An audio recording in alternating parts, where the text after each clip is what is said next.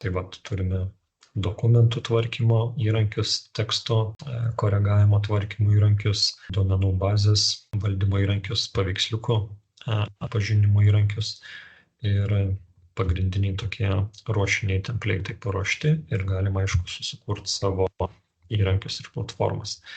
Deja, bet admin has blocked the use of unallocated credits. Tai reiškia irgi naudojimas reikia kreditų principų ir kad galėtumėm panaudoti ypač dirbtinio intelekto resursus, reikalingi tam tikri kreditai. Tai susipažinimui galima atsidaryti, jeigu yra prieiga. Galime šiek tiek trumpai kokį nors intro kursą pasižiūrėti.